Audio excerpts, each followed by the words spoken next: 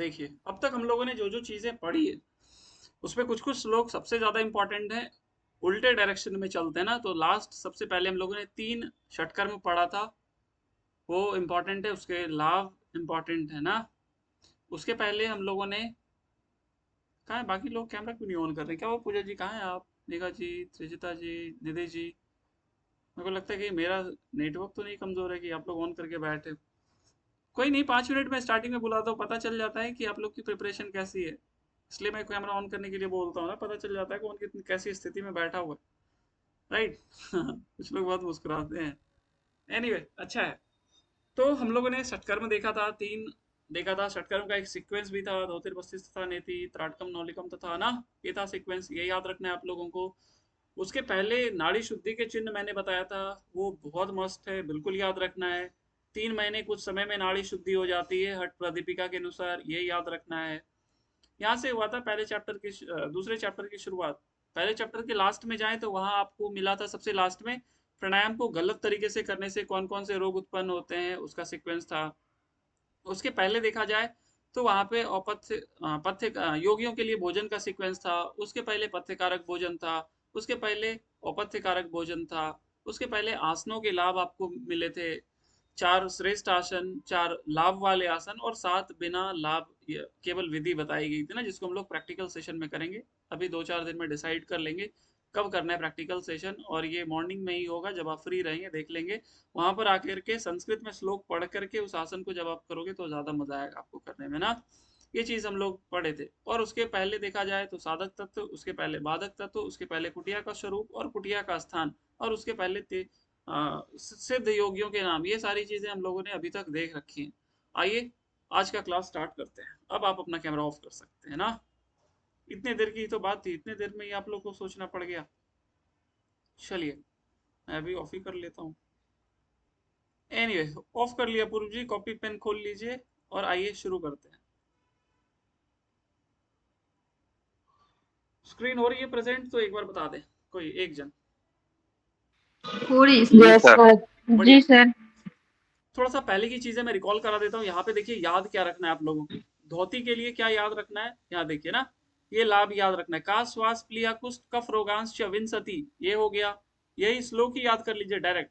बस्ती के लिए क्या बोला गया था, देखिए, गुल्म प्लीह उदरम चौ अपी वात पित्त कफोद्भव, ये त्रिदोषों को नाश करता है, ये त्रिदोषों को सम करता है। उसके बाद इसमें और क्या था, धातु इंद्रिय और अंतःकरण की प्रसन्नता, यही डायरेक्ट दे देगा, धातु इंद्रिय अंतःकरण की प्रसन्नता किससे होती है, धोती से, बस्ती से, नेति से, नौली से, तो कंफ्यूज हो जाएंगे, ये याद रखिएगा। काश्वास प्लिया कुष्ठ धोती से था, और धातु इंद्रिय अंतःकरण बस्ती से है ना।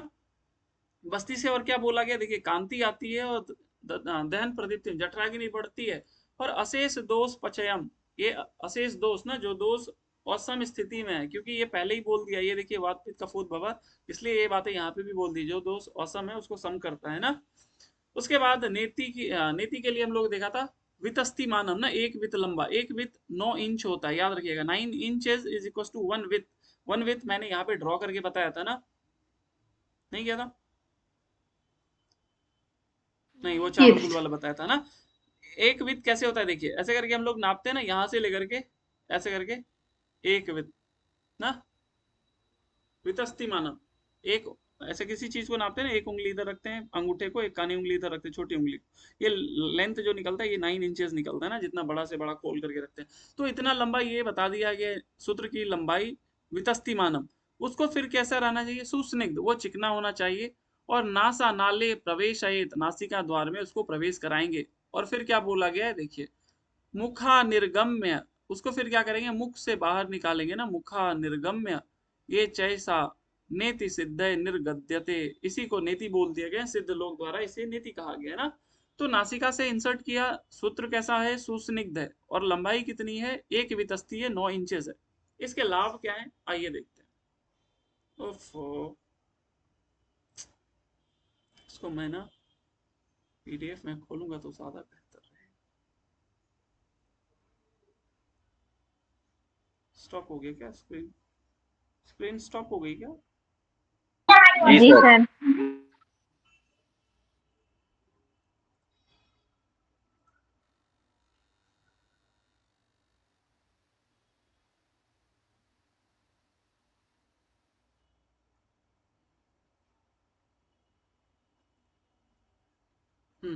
अब ये नेति समझ में आ गई होगी आप लोगों को।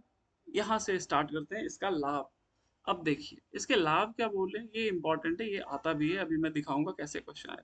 तो सबसे पहले बोला कपाल शोधनी। अब आपसे क्वेश्चन देगा कपाल शोधन किससे होता है, तो ध्यान रखिए पूरे हट प्रदीपिका में दो जगह कपाल शोधन, एक आपको यहाँ नीति में दिख गया, एक आपको सूर्य भेदी में मिलेगा। तो ऐसे क्वेश्चन देंगे, क्या क्वेश्चन देगा, क्वेश्चन नंबर 1, हट प्रदीपिका में कपाल शोधन किससे होता है, ऐसे ऑप्शन देंगे, एक सूर्य भेदी, दूसरा उज्जयी, तीसरा नेति, और चौथा धोती दे देगा, कुछ भी दे देगा। तो ये याद रखिएगा, अभी मिलेगा आपको सूर्यवेदी, आज ही पहुंच जाओगे आप वहां तक, और नेति ना, ये दोनों से कपाल शोधन बताया गया। इसके अलावा क्या बोला गया है, दिव्य दृष्टि ना, तो दिव्य दृष्टि यहाँ खेचरी, सॉरी, दिव्य दृष्टि यहाँ नेति से बताई गई है, त्राटक से नहीं बताई गई है, ध्यान दीजिएगा ना। आगे आप पढ़ोगे तो यहाँ पे केवल दिव्य दृष्टि नेति से बताई है, जबकि गेरंट संहिता में दोनों जगह मिलेगी। तो थोड़ा थोड़ा अभी पढ़ते जाइए जो मिल रहा है, ताकि आपको बाद में याद रखने में ज्यादा दिक्कत ना हो ना। तो एक कपाल शोधन हो गया, दूसरा दिव्य दृष्टि, और फिर क्या बोला, जत्रु ऊर्ध्व जात रोगोद्यम ना। तो जत्रु ऊर्ध्व मतलब कंधे के ऊपर जितनी भी रोग है ना, जैसे ये आपका कंधा है, इसके ऊपर जितनी भी रोगें होती है ना, ईएनटी खास करके ईयर नोज थ्रोट, ये सारे रोगों को दूर करता है कौन, नेति। तो ये तीन लाभ हो गए, कपाल शोधन, दिव्य दृष्टि और जत्रु ऊर्ध्व रोग, ये तीनों में लाभदायक होता है। नेति राशु निहंति चना, ये इसको नष्ट करता है कौन, जत्रु ऊर्ध्व रोग को नेति राशु, नेति क्या करता है, राशु नष्ट करता है ना, ये देखिए आशु सिद्ध तुरंत क्या करता है, नष्ट कर देता है। इधर साइड में मैंने लिख दिया, तो अगर आपको समझ में नहीं आ रहा तो इधर आप देखना, आपको समझ में आ जाएगा। इसी के लिए मैंने ये वाली चीजें इधर लगा दी, जनरली ये आपको मिलता नहीं है, ये मैंने आपके लिए स्पेशली प्रिपेयर किया है। आगे बढ़ते हैं, आया समझ में ये वाला, चलते हैं आगे। अब त्राटक की बात करता है। अब देखिए यहाँ से क्वेश्चन आया था ना, अभी मैं थोड़ी देर में दिखाऊंगा क्या क्वेश्चन था।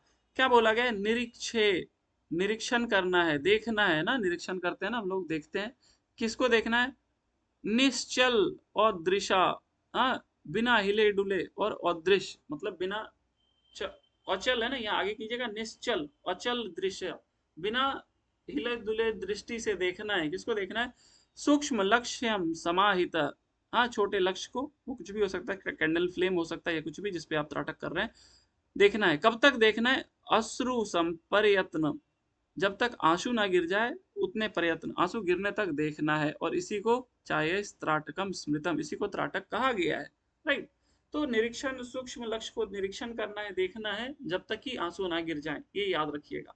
अब इसका लाभ क्या बोला गया, देखिए, मोचनम नेत्र रोगा नाम, तो नेत्र रोग से क्या होता है, मोचन होता है, मुक्ति होती है नेत्र रोगों से ना, नेत्र रोग से मुक्ति हो गई। आगे फिर क्या बोला गया है, तंद्रा दीना नाम कपाटकम, ये तंद्रा ना जो आलस वगैरह रहता है, निद्रा वगैरह को ये क्या करता है, खत्म कर देता है, कपाटकम मतलब उसके द्वार को, उसके रास्ते को बंद कर देता है। और यत्न त्राटकम गोप्यम, इसको क्या करना है, गोप्य रखना है, गुप्त रखना है, यथा कैसा, हाट कपेट कम, जैसे सोने की पेटी के समान ना, सोने की पेटी हो गई है, तो उसी के प्रकार, यथा मतलब जिस प्रकार आप सोने की पेटी को छुपा करके रखते हो ना, उसी प्रकार गुप्त रखनी है, किसको रखनी है, यत्न त्राटकम, हाँ, ये त्राटक को गुप्त रखना है। तो यहीं से क्वेश्चन आ गया, क्या बोल दिया गया, डायरेक्ट ही दे दिया, देखिए, जिसका अभ्यास आभूषण पेटी की तरह गुप्त रखना है, किसका, तो डायरेक्ट आप त्राटक लगाएंगे ना, ये अभी जून 23 में आया था। ये सब क्वेश्चन है इजी, लेकिन हो सकता है कभी कभी भ्रमित कर दे आपको ना, अगर ध्यान नहीं रखेगा। बहुत इजी क्वेश्चन है। आगे बढ़ते हैं, एक और क्वेश्चन ऐसा ही आया, क्या बोला, देखिए, हट प्रदीपिका के अनुसार त्राटक किसमें लाभदायक, अभी देखा, नेत्र रोगा नाम और तंद्रादीना नाम, ये दोनों जगह है ना, ये दोनों तो कुछ ऐसा है ही नहीं, तो ए और बी हो जाएंगे ना। इजी क्वेश्चन ही आते हैं षटकर्म से। लेकिन अब क्या है, थोड़ा थोड़ा डिफिकल्ट हो रहा है, अब आपके संस्कृत में लाभ देने लग गए हैं ना, तो उसको ध्यान रखिएगा। एक क्वेश्चन अभी से 1 साल पहले आया था, त्राटक से संबंधित क्या है, तो एक तो दिया गया था सूक्ष्म लक्ष्य, राइट, और एक दिया था ऑप्शन अश्रु प्रयत्न। अगर आपने प्रीवियस ईयर देखे होंगे तो आपको याद आ रहा होगा, वैसे मैं कराऊंगा आपको ना, घबराने की बात नहीं। अश्रु पर्यंत ना, आंसू गिरने तक, ये दोनों बातें वहां पे बताई गई थी, सूक्ष्म लक्ष्य को देखना है और अश्रु प्रयत्न आंसू गिरने तक देखना, ये दोनों वहां पे आंसर हो जाते हैं ना।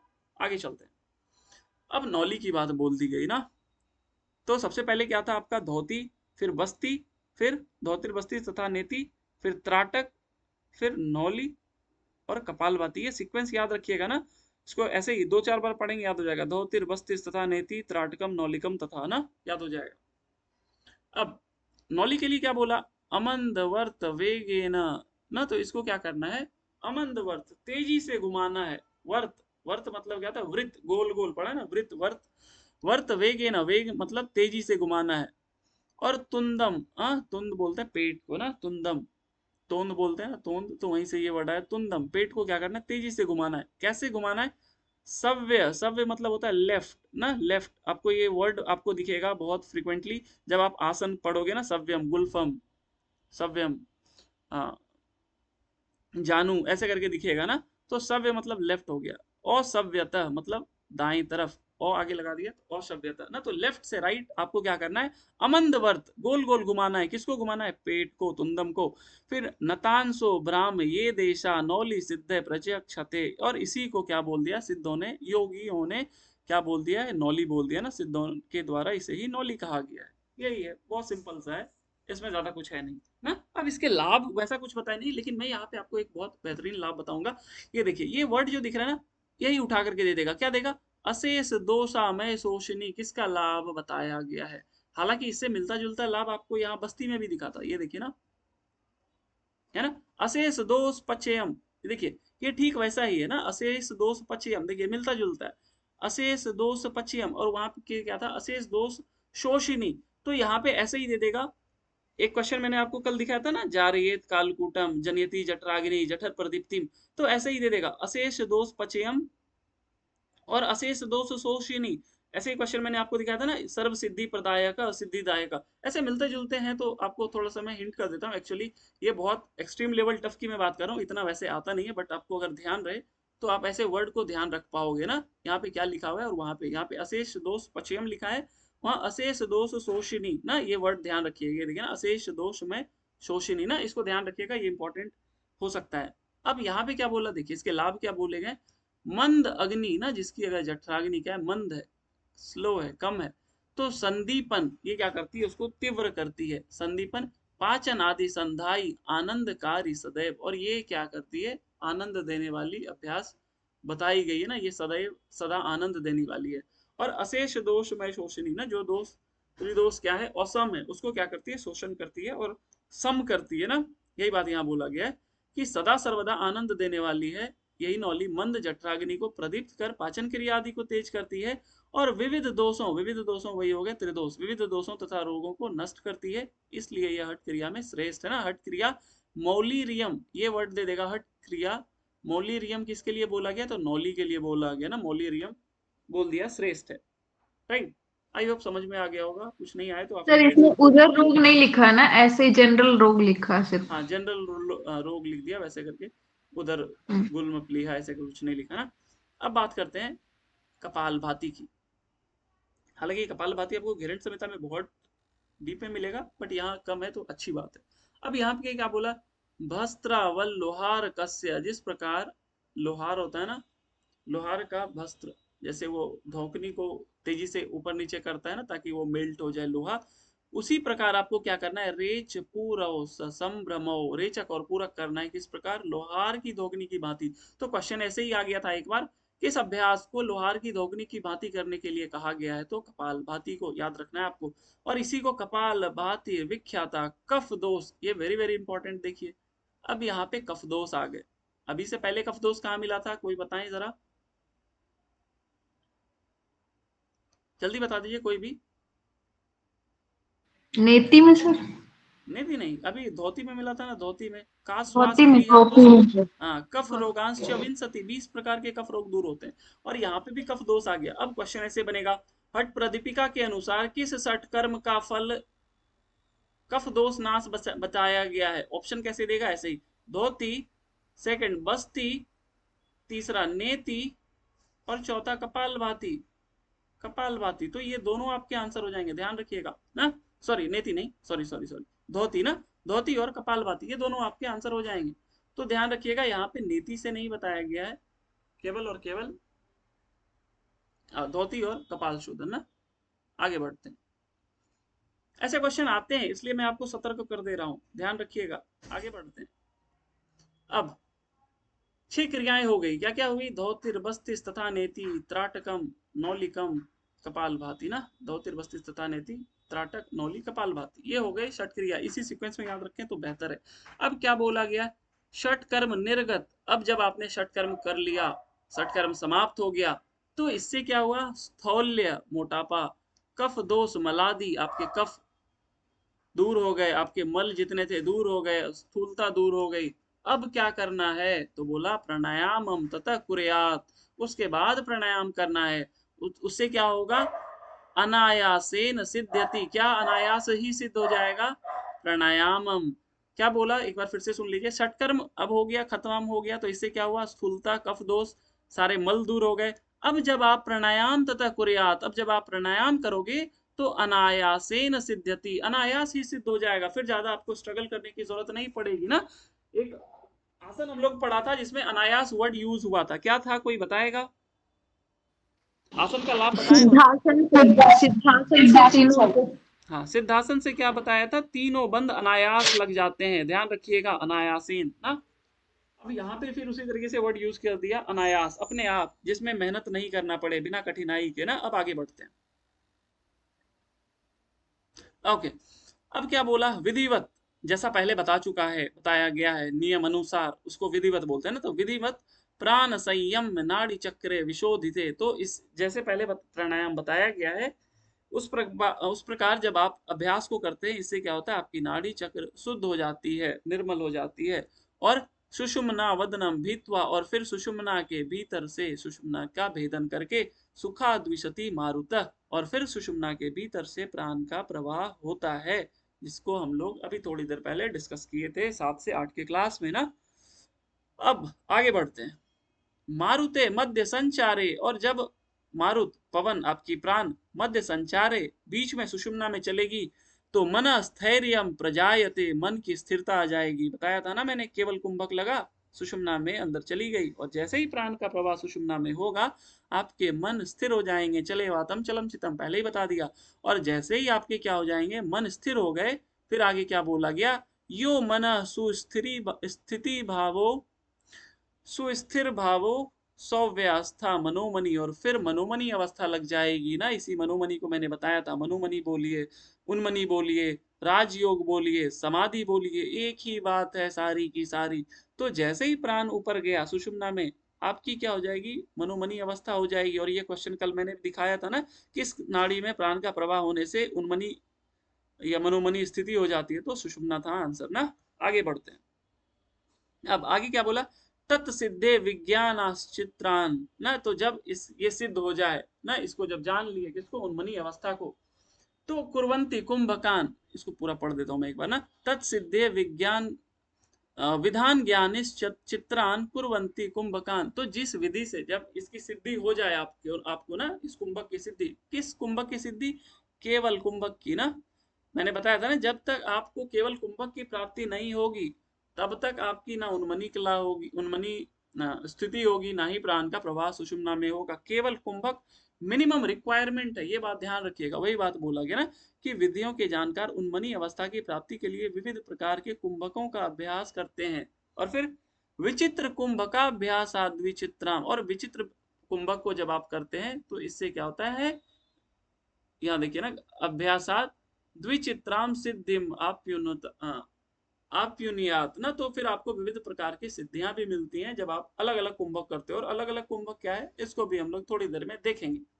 अब देखिए यहाँ पे नाम आ गए, तो यहाँ पे दो सीक्वेंस आपको पहले मैंने दिखाया, एक षटकर्म वाला था ना, धौतिर बस्तिस तथा नेति, त्राटकम नौलिकम कपालभाति ना, धौतिर बस्ती नेति तथा नेति, त्राटक नौली कपालभाति, ये हो गया षटकर्म का। अब उसी प्रकार इसका भी सीक्वेंस याद कर लीजिए, क्या है, सूर्यभेदी, उज्जयी, शीतकारी, शीतली, भस्त्रिका, भ्रामरी, मूर्छा और प्लाविनी।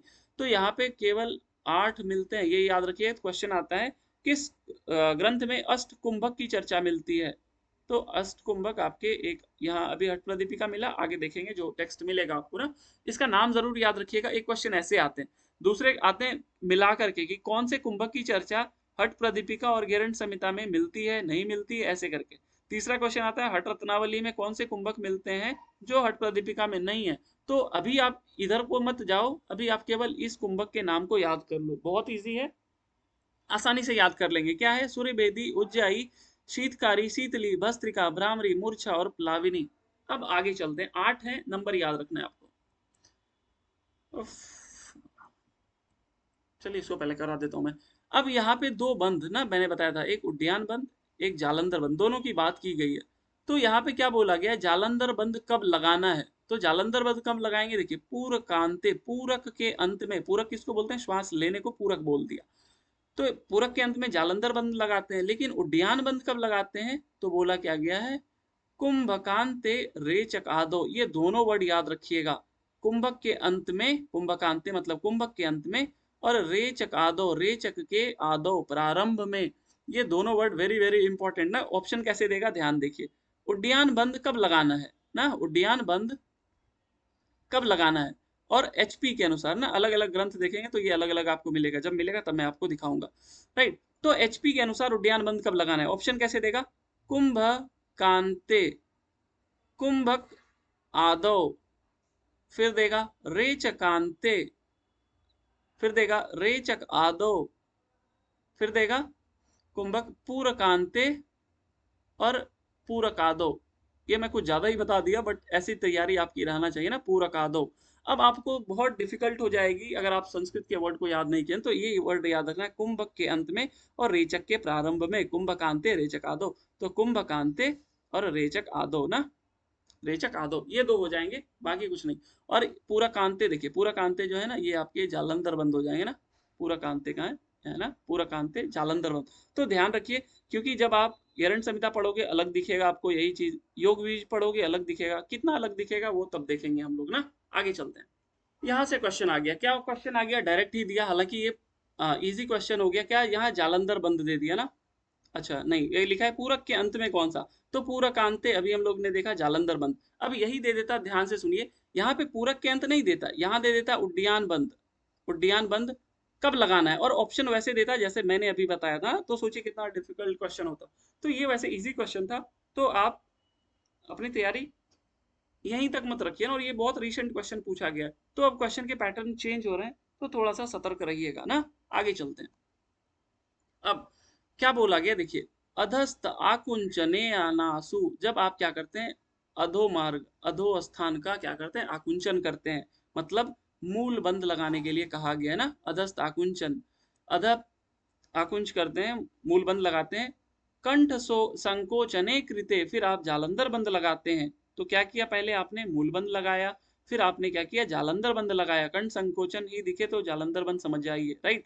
और फिर मध्य पश्चिमम तानेन, मध्य में मतलब क्या है, आपके पेट की बात करिए, तो जब आप इसको पश्चिमम तानेन, पीछे की ओर तानते हैं, तो क्या होता है, स्यात प्राणो ब्रह्म नाड़ी ग, और यही हम बताए थे ना, ब्रह्म नाड़ी क्या है, सुषुम्ना के अंदर से एक नाड़ी गई जिसको हम लोग ब्रह्म नाड़ी बोलते हैं, और इसी में क्या होता है, स्यात प्राणो, फिर प्राण का प्रवाह ब्रह्म नाड़ी में होता है। मैंने पहले ही बताया कि प्राण कुंडलनी सारी की सारी चीज उस ब्रह्म नाड़ी में ट्रेवल करेगी, जिसका अन्य नाम चित्रा नाड़ी मैंने बताया, वैष्णवी नाड़ी बताई, ये सारे उसी के अन्य नाम है ना। तो कुंडली ब्रह्म नाड़ी में प्रवेश करेगी, और उससे पहले उसमें प्राण का प्रवाह होगा। तो किस क्रम में आपने बंधों को लगाया, ध्यान से सुनिए, यहाँ दो प्रकार के क्वेश्चन बनते हैं, एक क्वेश्चन पहले बना हुआ है, ये क्वेश्चन कभी बना नहीं है जो मैं आपको बताने के लिए जा रहा हूँ। आपको क्वेश्चन क्या देगा, ध्यान से सुनिए, क्वेश्चन के बीच में बहुत कम डिफरेंस है। अभी जो मैं बताने जा रहा हूँ, क्वेश्चन क्या बनेगा, बंधों को किस क्रम में लगाने से, बंधों को किस क्रम में लगाने से प्राण का प्रवाह ब्रह्म नाड़ी में होता है। तो ये क्रम जब पूछा जाएगा तो क्या हो जाएगा, पहले मूल बंद, फिर जालंधर बंद, और फिर उड्डयन बंद। ये ध्यान रखिए। एक और क्वेश्चन आते हैं जो थोड़ा सा अलग है, क्या क्वेश्चन है मैं बता देता हूँ।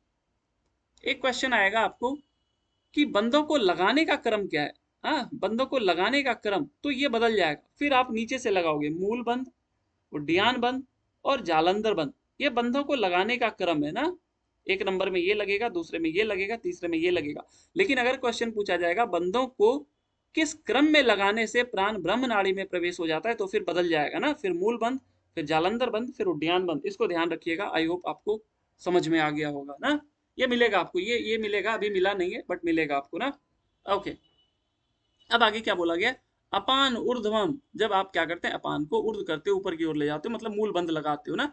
तो अपान ऊर्ध्वम उत्थाप्य प्राणम कंठो दधो नयेत, तो जब क्या किया आपने, अपान मूल बंद लगाया, प्राणम कंठो दधो नयेत, तो प्राण को नीचे लाया, प्राण को नीचे कैसे ला रहे हो, जालंधर बंद।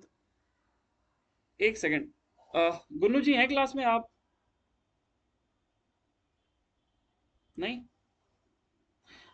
ऐसा कोई है जिसको उद्यान बंद और जालंधर बंद नहीं पता है? तो एक बार हैंड रेज करो तो मैं समझा देता हूँ।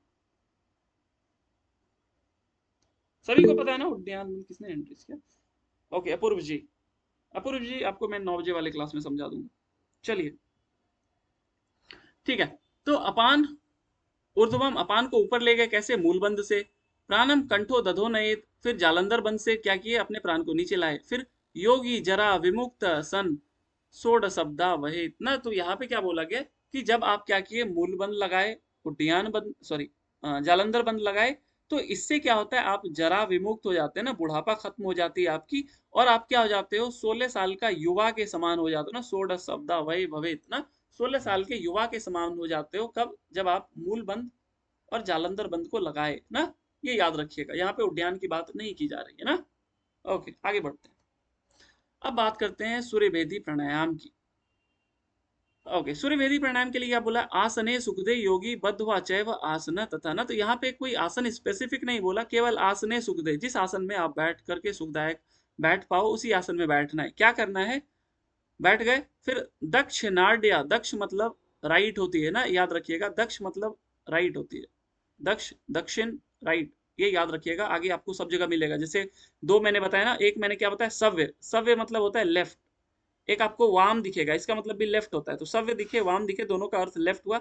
दक्षिण मतलब राइट हो गया ना, तो क्या बोला, दक्षिणाड्या समाकृष्य, तो दाहिनी नॉस्ट्रिल से, दक्ष दाहिनी नाड़ी से, नासिका से, समाकृष्य उसको वापस आई मीन खींचना है। क्या खींचना है, बहिस्थम पवनय सनय, बाहर जो क्या है पवन है, जो वायु है, उसको धीरे धीरे, सनय मतलब धीरे धीरे होता है, धीरे धीरे क्या करना है, खींचना है। और आ के साध नखाग्राच, मतलब इसको देखा जाए तो यह एक अतिशोक्ति है, जिसको हम लोग बोलते हैं ना एड़ी चोटी का जोड़ लगाना। तो यहाँ पे इसका सेंस यही हुआ कि जब आप उस पवन को क्या किए, अंदर खींच लिए, तो उसको एड़ी चोटी का जोड़ लगा करके रोकेंगे, मतलब यथाशक्ति कुंभक करेंगे। और ये रण संहिता में ऐसा लिखा हुआ है कि ऐसे कुंभक करना है कि पैर के अंगूठे से लेकर के मस्तक के बाल तक पसीने नहीं आ जाए, तब तक आपको कुंभक करना है। तो वही सेंस हुआ यहाँ पे कि यथाशक्ति आपको क्या करना है, कुंभक करना है। और फिर निरोधावधि कुंभयेत, और फिर क्या करना है, उसको निरोध करना है, कुंभक करना है। और जब आपकी ये कुंभक हो जाए तो फिर क्या करना है, ध्यान से देखिए, ततः सनय, फिर धीरे धीरे सव्य नाड़िया, सव्य बताया ना यहाँ पे लेफ्ट को बोलते हैं सव्य, तो सव्य नाड़िया रेचयेत पवनम सनय, फिर धीरे धीरे आप क्या करेंगे, लेफ्ट नॉस्ट्रिल से उसको एक्सपेल कर देंगे, रेचन कर देंगे उस वायु का जो आपने राइट से दक्षिणाड्या से क्या किया था, समाकृष्य अंदर खींचा था। राइट, अब आगे क्या बोला गया देखिए, अब यहाँ आ गया ना कपाल शोधन, तो दो जगह कपाल शोधन दिखे, कहाँ कहाँ, अभी से पहले कहाँ दिखा था, जल्दी बताइए। नेति और हाँ कपालभाति ना, तो यही याद रखिए, दोनों जगह मिला है, वेरी वेरी इंपॉर्टेंट ये बात है, मैं फिर बता दे रहा हूँ ना, ठीक है, म्यूट कर लीजिए। तो कपाल शोधन, और क्या इसका लाभ बताया, वात दोष गनम, वात दोष दूर करता है, और कृमि दोष हृत पेट जनित जो भी कीड़े उत्पन्न होते हैं ना आपको, उसको भी ये दूर करता है। तो तीन लाभ हो गए, कपाल शोधन, वात दोष गनम, कृमि दोष। और वात दोष अभी से पहले हम लोगों ने एक जगह देखा था ना, वात पित्त कफ, कहाँ दिखा था, कोई बता दें, बस्ती में दिखा था ना, वात पित्त कफ। राइट, तो ध्यान रखिए ऐसे ऐसे लाभ जो आपको दिखे, ये मैं वैसे बोलता रहूंगा तो आपको बहुत आराम से याद हो जाएगा ना, 2 4 10 बार सुनोगे तो बहुत मजे से याद होगा ना। तो कपाल शोधन, वात दोष गनम, कृमि दोष ऋत, ये सूर्य वेदी के लाभ बताए गए। और पुनः पुनर्इदम कार्यम सूर्य वेदनम उच्यते, और यही चीज क्या, पुनः पुनः, राइट से लिया लेफ्ट से छोड़ा, राइट से लिया लेफ्ट से छोड़ा, राइट से लिया लेफ्ट से छोड़ा, यही क्या करना है, पुनः पुनः बार बार यही चीज करना है, इसी को सूर्य वेदी प्राणायाम बोला है। माइक म्यूट रखिए, आगे चलते हैं। अब उज्जाई की बात की जा रही है। हाँ, तो पहला हो गया सूर्य भेदी, फिर उज्जाई, इसका सीक्वेंस भी हो सकता है इंपॉर्टेंट हो जाए। क्या बोला, मुखम संयम नाड़ीभ्याम आकृष्य, फिर मुख को सीधा करके संयम करके क्या करना है, नासिका से वायु का धीरे धीरे पान करना है ना, पवनम शनय, नासिका से पवन का पान करना है, शनय शनय धीरे धीरे होता है ना। फिर यथा लगती कंठातु, ऐसा लगे जब आप उसका वायु का पान करें ना, तो ऐसा लगे वो कंठ को स्पर्श करते हुए जा रही है ना, यथा लगती कंठातु हृदयावधि सरस्वनम, ऐसा लगे वो कंठ से लेके हृदय प्रदेश ना, हृदयावधि हृदय प्रदेश तक स्पर्श करते हुए वो वायु रगड़ते हुए जा रही है जब आप उसको इनहेल करें ना। अब इसके लाभ यहाँ पे पहले लगा दिए, मैं पहले इसके लाभ बता देता हूँ। ये देखिए, और पूर्ववत कुंभेद, पूर्ववत मतलब जैसा पूर्व पहले में सूर्यभेदी में किया था ना, एड़ी चोटी का जोड़ लगा करके, उसी तरह के क्या करना है, कुंभक करना है। उज्जयी में ना श्वास लिया, रोका, कुंभक किया, और प्राणम रेचयेद ईड़िया। और यहाँ पे देखिए थोड़ा सा डिफरेंट बता दिया गया ना, 51-52 ना, यहाँ पे थोड़ा सा डिफरेंट बता दिया गया कि पहले की तरह कुंभक किए, लेकिन रेचन किसे करना है, ये बहुत इंपॉर्टेंट है ना, इसको ध्यान रखिए। प्राणम रेचयेद ईड़िया, सूर्य भेदी के लिए भी क्या था, राइट से इनहेल किया, लेफ्ट से एक्सेल कर दिया ना, राइट से इनहेल किया, लेफ्ट से एक्सेल किया। और उज्जाई के लिए क्या बोला, देखिए, लिए तो नॉस्ट्रिल से इनहेल किए, लेकिन छोड़ना किसको बोला, सिर्फ फिर श्वास को ईड़ा से निकाल दें। बहुत इंपॉर्टेंट है, क्वेश्चन ऐसे बनेगा, किस अभ्यास में प्राण को ईड़ा से निकालने के लिए कहा गया, या वायु का रेचन ईड़ा से करना है, या लेफ्ट नासिका, बाई नासिका से करना है। तो सूर्यवेदी में भी यही चीज हो रही है, और उज्जयी में भी ये चीज हो रही है। ये कभी ना कभी क्वेश्चन जरूर बनेगा, बहुत इंपॉर्टेंट है। ये विधि से क्वेश्चन आते हैं, इसको ध्यान रखिएगा, मैं बहुत इंपॉर्टेंट बोलूंगा इस बात को। हो सकता है आप लोग करते भी नहीं, इवन मैं भी नहीं किसी को कराता हूँ कि लेफ्ट नॉस्ट्रिल से उज्जयी में छुड़वाता हूँ, लेकिन यहाँ स्वामी स्वात्माराम जी लेफ्ट नॉस्ट्रिल से छुड़वा रहे हैं, तो आपको भी यही एग्जाम में छुड़वाना है। अब इसका फल क्या बोला गया है, श्लेष्मा दोष हरम, ये श्लेष्मा दोष ना कफजन्य रोगों को दूर करता है। हरम कंठे ना, कंठ के श्लेष्मा दोष हरम को दूर करता है, और देहानल विवर्धनम, और जठराग्नि प्रदीप्त करती है। तो यहाँ पे इसके दो लाभ हो गए ना, जठराग्नि और कंठ दोष या कंठ जन कफ दोष को दूर करता है ना ऊपर। और आगे फिर क्या बोला, देखिए यहाँ पे बहुत सारे छुपे छुपे हैं, क्या क्या है, नाड़ी जलोदर धातुगत दोष विनाशनम, तो नाड़ी संबंधित रोग को दूर करेगा, जलोदर पेट से संबंधित रोगों को दूर करेगा, और धातुगत ना जो सप्त धातु गड़बड़ होते हैं उसको भी दूर करेगा। फिर क्या बोला, गच्छता तिष्ठता, ये तो सभी को पता है ना कि ये चलते फिरते उठते बैठते भी कुंभक को करने के लिए कहा गया है ना। तो एक क्वेश्चन आता है किस कुंभक के लिए गच्छता तिष्ठता वर्ड यूज किया गया है, तो केवल और केवल उज्जयी के लिए। लेकिन यहाँ पे ये इंपॉर्टेंट है, नाड़ी जलोदर धातुगत, और ऊपर पे क्या दिखा था आपको, ये देखिए, श्लेष्मा दोषरम और देहानल विवर्धनम। अब यहाँ पे मैं जो क्वेश्चन आया हुआ है उसको दिखाता हूँ, ये देखिए, उज्जयी प्राणायाम का लाभ क्या है, तो नाड़ी दोष अभी दिखा, नाड़ी जलोदर ये दिखा, धातुगत दोष विनाशनम, और इसमें ना कफ जन कंठ जन कफ देखा ना अभी। तो क्षुधा त्रिषा ये यहाँ पे नहीं है, क्षुधा त्रिषा नाश यहाँ पे नहीं है, वात दोष यहाँ पे नहीं है। वात दोष कहाँ था, जल्दी बता दें एक बार, अभी पढ़ा ना हम लोग, सूर्यवेदी में था ना, कपाल शोधन, कपाल शोधन, वात दोष गनम और कृमि दोष रित। सूर्यभेदी में वात दोष था, लेकिन कफ जन यहाँ पे देखिए, जलोदर यहाँ पे बताया गया, और नाड़ी संबंधित, तो ए सी डी आपका सही हो जाएगा। ऐसे क्वेश्चन बनते हैं, इसलिए मैं आपको बोलता हूँ, ये देखिए दिसंबर 23 में पूछा गया क्वेश्चन है, और ऐसे क्वेश्चन अभी भी पूछे जाएंगे तो आप फिर मिस्टेक करोगे। क्यों, क्योंकि आपको कभी भी ऐसे श्लोकों को पढ़ने की आदत ही नहीं है। लेकिन आप खुद सोचो कि अगर आप इसको ऐसे पढ़ते हैं, कैसे पढ़ते, नाड़ी जलोदर धातुगत दोष विनाशनम, और फिर गच्छता तिष्ठता ना, गच्छता तिष्ठता कार्यम उज्जाख्यम तु कुंभकम, और ऊपर ऐसे ही पढ़ लेते, श्लेष्मा दोषरम कंठे देहानल विवर्धनम। अब बताइए कितना आसानी से ये क्वेश्चन कर लेते ना, कफजन कंठ दो से कफ नाड़ी जलोदर, और यही नाड़ी जलोदर बोलते तो आंसर मिल जाता। इसलिए मैं आपको बोलता हूँ कि श्लोक याद करो, सीक्वेंस भी याद हो जाएगा, और उसके लाभ भी याद हो जाएंगे। और इसी के लिए मैंने स्टार्टिंग के 15 मिनट आपको पहले बोला है कि क्लास से अब से हम लोग पहले 15 मिनट जुड़ेंगे, ताकि आपको वो श्लोक को याद करने के लिए बहुत ज्यादा मेहनत नहीं करना पड़े ना। इस पे हम लोग ने डिस्कस कर लिया, जो लोग लेट से जुड़े हैं रिकॉर्डिंग स्टार्टिंग का 10 मिनट देख लीजिएगा। आगे बढ़ते हैं। तो सर एक बार उज्जाई का विधि एक बार फिर से थोड़ा बता उज्जाई दीजिए। नाक से लेना है, लेफ्ट नॉस्ट्रिल से छोड़ देना है, बात खत्म, ठीक है। और जब आप इनहेल करो तो ऐसा लगे कि वो आपके कंठ को स्पर्श कर रहा है, हृदय को स्पर्श कर रहा है, राइट, यही होगी ठीक ना। हम लोग है। जनरली उज्जाई करते तो एक ध्वनि आती है ना, उसी ध्वनि को इनडायरेक्टली ये लिख दिया, कंठ को स्पर्श करेगा, कंठ को स्पर्श करेगा तभी तो वो ध्वनि उत्पन्न होगी, जो अभी आज के टाइम पे होता है, कराते हैं ना उज्जैन में ध्वनि उत्पन्न। क्लियर है, और कुछ पूछना है इसमें पूजा जी, पूछ सकते हैं, पूछ सकते हैं, कोई दिक्कत नहीं हो गया सर, वही मुख का संयमन लिखा था तो मैंने बोला मुख का काम ही नहीं है तो फिर क्यों लिख दिया। है। ओके, आगे बढ़ते हैं।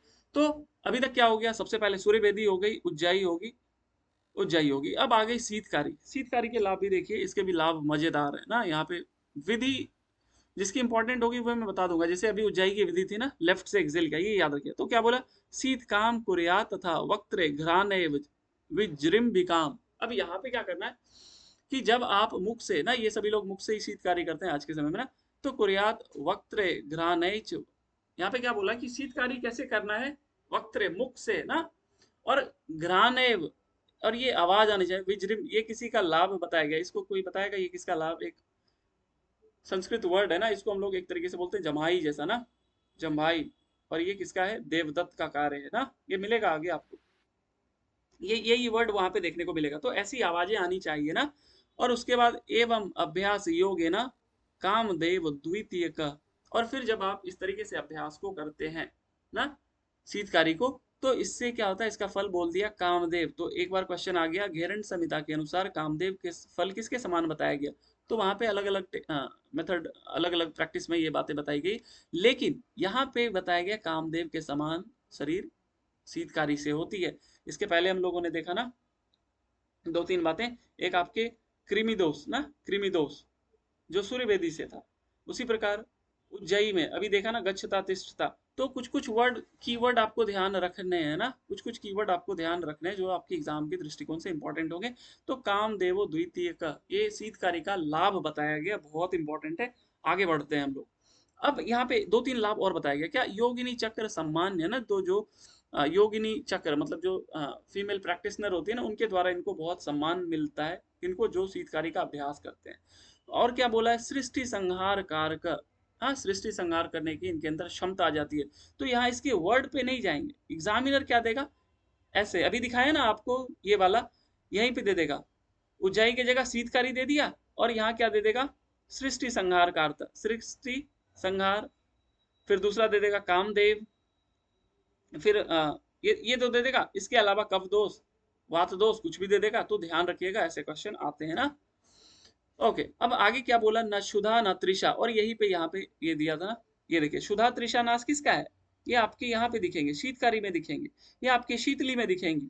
ध्यान रखना है, क्षुधा तृषा उज्जयी में नहीं है ना, ये यहाँ पे मिल रहा है ना कि न क्षुधा न तृषा निद्रा नैव आलस्य प्रजायते। मैं तो ऐसे क्वेश्चन देता हूँ अपने बच्चों को कि यही श्लोक उठा करके दूंगा यहाँ से ना, न क्षुधा न तृषा निद्रा नैव आलस्य प्रजायते, और यह किसका लाभ है, और ऑप्शन ऐसे ही रहते ना, शीतकारी, उज्जयी, भस्त्रिका, भ्रामरी। इसलिए मैं आपको श्लोक याद करवाने में ज्यादा जोर देता हूँ, क्योंकि ये चीज जब आप 4 बार 10 बार 20 बार पढ़ोगे ना, तो ये अपने आप याद हो जाएगा। इसके लिए ये नहीं सोचना है कि कैसे याद हो, पढ़ना है ना, गीता याद हो गया, 10-20 श्लोक याद हो गए, आपको योग सूत्र पूरा रटा गया, यही है। समझ लीजिए, समझने में कोई दिक्कत नहीं, लेकिन अल्टीमेटली आपको रिकॉल तो करोगे याद करके ही।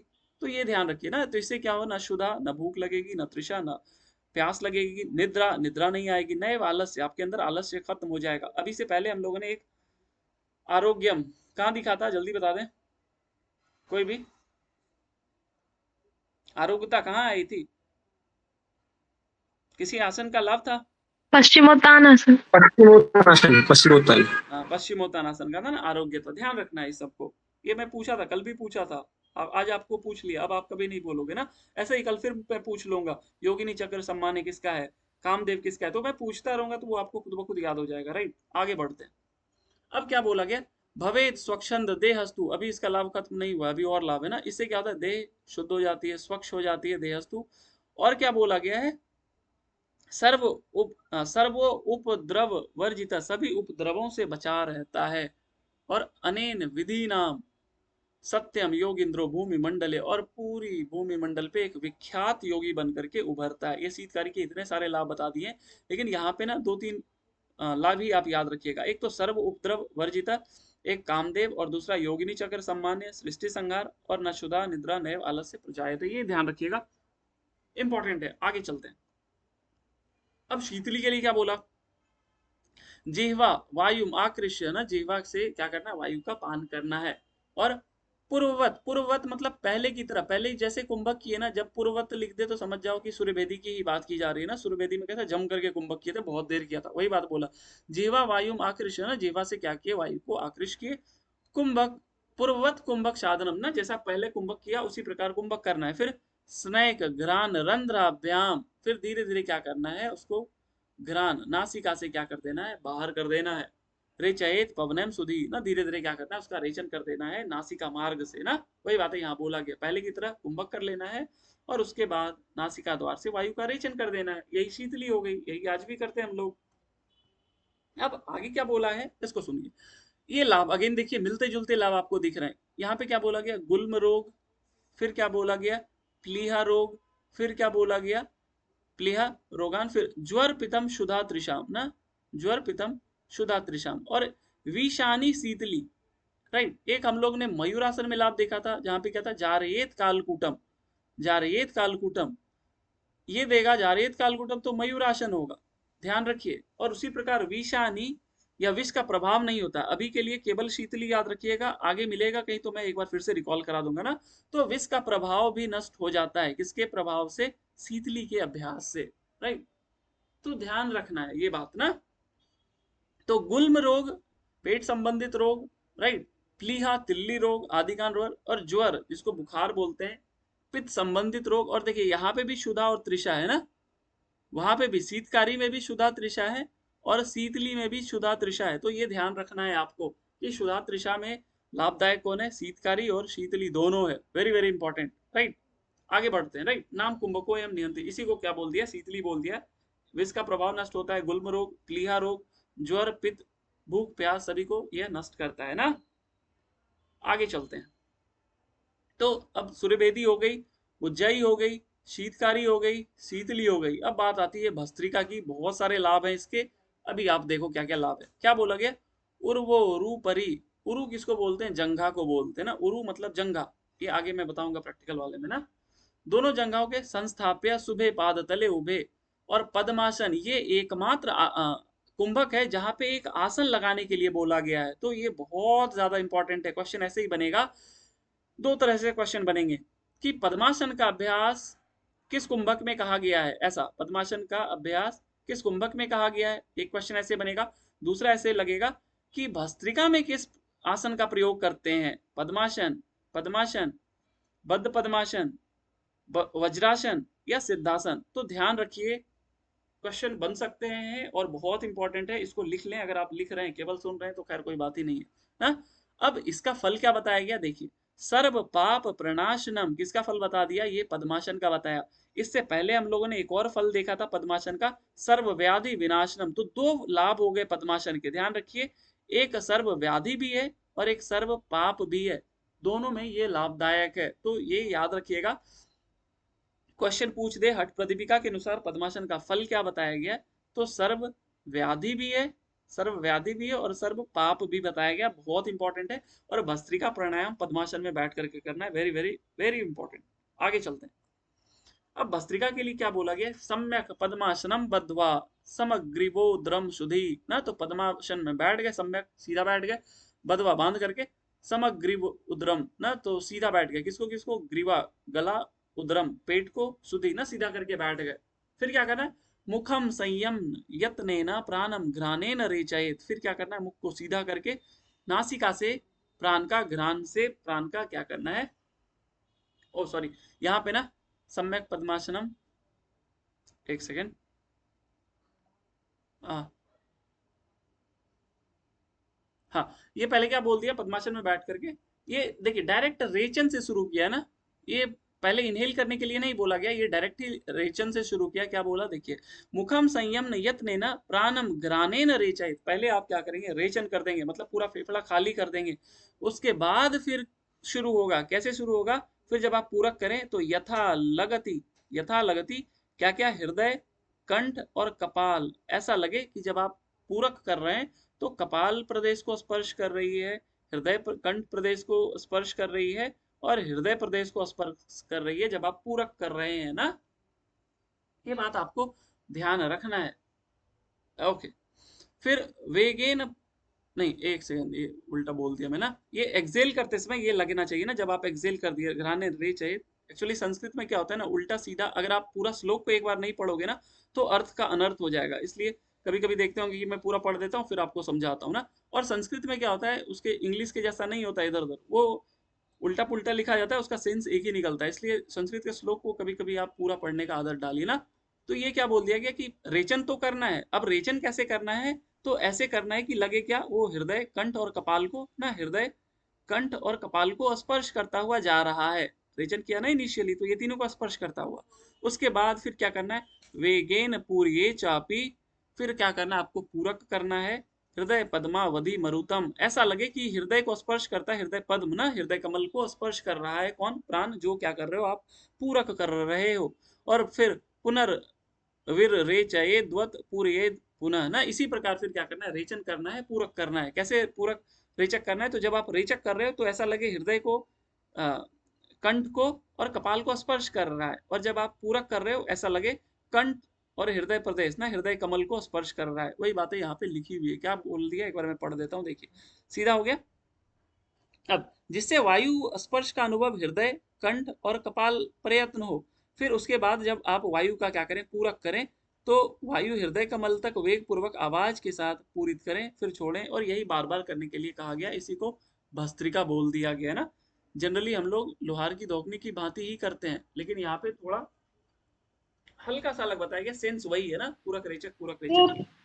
सर कपाल में कैसे जाएगा, सांस तो नीचे ही जाता है ना, हृदय से नीचे ही जाता तो है। वो आपको महसूस करना है, वो तो ठीक है इन्होंने लिख दिया है, बट ये आपको ऐसा लगना चाहिए कि वो कपाल प्रदेश तक जा रही है ना। जाएगा तो नासिका से ही, लेकिन अगर नासिका का द्वार देखते हैं तो वो खुलता कहाँ है, भ्रूमध्य में ही ना। तो ऐसा लगे वो कपाल तक स्पर्श कर रही है, और फिर तो नॉस्ट्रिल से आप बाहर करते हैं ना। तो वो आपको एहसास करना है कि ऊपर तक जा रही है भ्रूमध्य तक, और फिर नासिका से बाहर जा रही है। आगे चलते हैं। अब यथैव लोह करेन भस्त्रा वेगेन चालयते ना, यहाँ पे भी वही बात बोल दी, लोहार की दोगनी की भांति। तो दोनों में, किसमें, कपाल भाती और भस्त्रिका, दोनों हो गए। अब लोहार की दोगनी की भांति इसको भी अभ्यास करना है। तथैव स्व शरीर स्थम चालयेत पवनम दिया न, और इसी प्रकार क्या करना है, वायु को सावधानी पूर्वक चलाना है पूरक रेचक के साथ। अब जो लाभ आ रहे हैं, यहाँ से इसके लाभ शुरू होते हैं। नहीं नहीं, अभी इसकी विधि खत्म नहीं हुई ना। तो ये क्या किया आपने, ध्यान से सुनिए, पूरक रेचक चल रहा था अभी तक।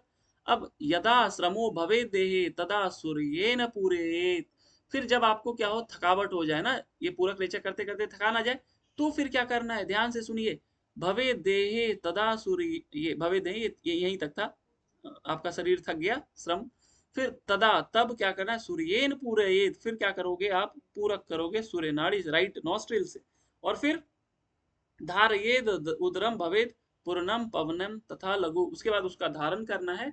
और फिर क्या करना है, ध्यान से सुनिएगा, फिर से एक बार इसको मैं पहले बता देता हूँ, यहाँ क्या लिखा फिर एक बार कंप्लीट समझा दूंगा ना। फिर क्या करना है, उसका धारण करना है, और दो उंगली, किसको, मध्यमा और तर्जनी को छोड़ करके ना, आज के टाइम पीरियड पे हम लोग देखते हैं ना, जो कपाल सॉरी नाड़ी शोधन करते हैं ना, तो एक मुद्रा लगाते हैं ना, जिसमें इन दोनों उंगलियों को वर्जित कर देते हैं ना, मध्यमा और तर्जनी को छोड़ देते हैं।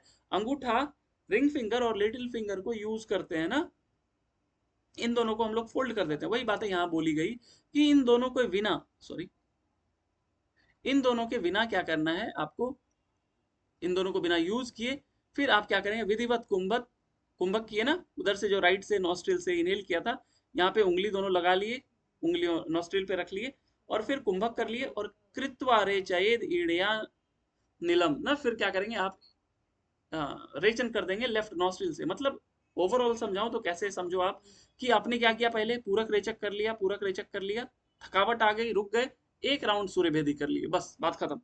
बस सूर्यभेदी करते समय ये ध्यान रखना है कि आपको इन दो उंगलियों का प्रयोग वर्जित बताया गया, मध्यमा और तर्जनी, इंडेक्स और मिडिल फिंगर का प्रयोग वर्जित बताया गया। थंब को आप अपने राइट नॉस्ट्रिल पे रख लेंगे, और रिंग और लिटिल फिंगर को आप क्या कर लोगे, अपने लेफ्ट नॉस्ट्रिल पे रख लोगे। यही चीज तो हम लोग करते हैं ना आज के टाइम पीरियड पे, ध्यान रखते हैं तो, राइट। तो ये बात याद रखना है कि कौन दो उंगलियों को वर्जित किया गया है, तो एक आपकी मध्यमा हो गई, एक तर्जनी हो गई। और थकान आने के बाद एक राउंड सूर्यभेदी कर ले, सूर्यभेदी की विधि मैंने बता दिया है, तो ध्यान रखिएगा। क्लियर है ये सभी को, ये इंपॉर्टेंट था। कोई है जिसको समझ में नहीं आया? जी सर। चलिए बढ़िया, आगे चलते हैं। अब अगेन इसका लाभ देखिए, बहुत मजेदार लाभ है ना, क्या बोल दिया, वात पित्त श्लेष्महरम शरीरा अग्नि विवर्धनम। एक और ऐसा ही लाभ अभी दिखा था थोड़ी देर पहले, कहाँ दिखा था, बस्ती में। बस्ती में ना। तो ये याद रखिएगा, वात पित्त का बस्ती हो गए, और भस्त्रिका हो गया, दोनों में बताया गया। और भस्त्रिका से जठराग्नि भी प्रदीप्त होती है ना, वेरी वेरी इंपॉर्टेंट। जठराग्नि उज्जयी से हुई थी प्रदीप्त, उज्जयी से, बताइए जल्दी। उज्जई से कोई भी बता दें। जी सर, हुई थी। उज्जई से हुई थी, बस्ती से हुई थी क्या? हाँ जी सर। बस्ती बस्ती से हुई थी, और नौली से भी हुई थी, हम लोग ने देखा था जठराग्नि हाँ प्रदीप। और यहाँ मिल गया भस्त्रिका। कपालभाति से था क्या? नहीं सर। कपालभाति से नहीं था, ध्यान रखिए ये सब चीज ना। तब दो तो दो चार बार आप वीडियो देखोगे आपको समझ में आ जाएगा। उज्जई मिलती है, बस्ती मिलती है, नौली मिलती है, भस्त्रिका मिलती है। ये मिला मिला करके आप पढ़ेंगे तभी आपको ऐसी चीजें याद रहेगा ना। तो ध्यान रखिएगा। वात पित्त श्लेष्मा हरम और शरीरा अग्नि विवर्धनम, ये दो तो हो गया। अब आगे फिर क्या बोला गया? कुंडली बोधकम, ये क्या करता है? कुंडली को जागरण करता है। तो डायरेक्ट क्वेश्चन देगा किस कुंभक से कुंडली जागरण बताया गया है? तो एकमात्र भस्त्रिका प्राणायाम, भस्त्रिका कुंभक ना। और फिर क्या बोला गया है? क्षिप्रम पवनम सुखम हितम। और फिर क्या होता है?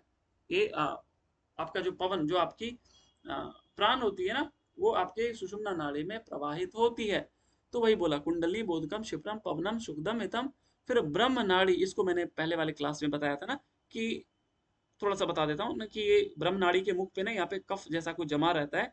तो जब आप भस्त्रिका प्राणायाम करते हो ना, तो ये कफ हट जाता है, ताकि वो कुंडली जो है वो प्रवेश कर सके आपकी इस ब्रह्म नाड़ी में ना। और ब्रह्म नाड़ी का स्थान मैंने बताया था, सुषुम्ना के अंदर होती है ब्रह्म नाड़ी, जिसको हम लोग चित्रा वैष्णवी नाम से भी जानते हैं। तो वही बात यहाँ बोला गया, क्या बोला? यह भस्त्रिका सुषुम्ना के मुख पर जमे हुए कफ आदि बाधाओं का निवारण करती है। और क्या करती है? जिससे हितकारी और सुखदायी पवन ना वो प्राण सुषुम्ना में प्रवेश कर कुंडली को जागरण कराती है। तो कुंडली जागरण ये हुआ भस्त्रिका प्राणायाम। ब्रह्म नाड़ी के मुख पर लगा कफ को कौन हटाता है? भस्त्रिका प्राणायाम। तो ध्यान रखिए, अभी इसके और भी फल हैं, ध्यान देखिए। तो फिर क्या बोला? सम्यक गात्र, सम्यक गा त्रस उद्भूत ग्रंथि त्रय विभेदकम, ये तीन ग्रंथि मैंने पहले वाले क्लास में बताया था ना, ब्रह्म ग्रंथि, विष्णु ग्रंथि और रुद्र ग्रंथि, ये तीनों का भेदन करता है कौन? ये प्राणायाम। जब कुंडली जाती है ना ऊपर, तो ये प्राणायाम की वजह, सॉरी, ये कुंभक की वजह से ऊपर गई कुंडली। और जब ये कुंडली जाएगी तो ये तीनों ग्रंथियों का भेदन करते हुए जाएगी। तो भेदन कौन करवाया? यही भस्त्रिका तो करवाया, इसलिए भस्त्रिका का लाभ ही बता दिया गया। ग्रंथि त्रय विभेदकम, तीनों ग्रंथियों का भेदन करता है। और विशेष नैव कर्तव्यम भस्त्राख्यम कुंभकम त्विदम, और इसी प्रकार विशेष रूप से इस कुंभक को करना चाहिए। बहुत इंपॉर्टेंट कुंभक है, राइट। 9 बज गया, पता ही नहीं चला अभी तो। आगे भ्रामरी के लिए क्या बोला? वेगात घोषणम, इसको चलिए कल कर लेते हैं ना, इसको कल कर लेते हैं यहाँ से। मुझे लग रहा है मैं थोड़ा धीरे पढ़ा रहा हूँ क्या?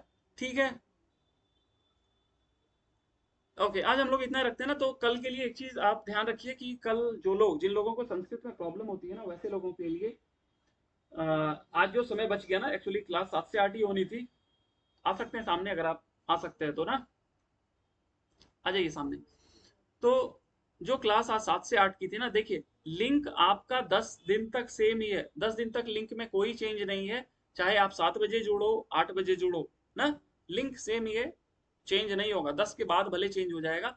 तो 7 से 8 हम लोग क्या करेंगे? जो बेसिक्स है, एक बेसिक क्लास आज हुआ, कल मैं उसको डायग्राम से आपको समझाऊंगा। उसके अलावा लास्ट के 15-20 मिनट में जो श्लोक मैं इंपॉर्टेंट बोला ना, जैसे सूर्यवेदी हो गई, शीतकारी हो गई, उज्जयी हो गई, शीतली हो गई, उसको उसके श्लोकों को पढ़ेंगे, जिसमें हम लोग के पास 15-10 मिनट रहेगा।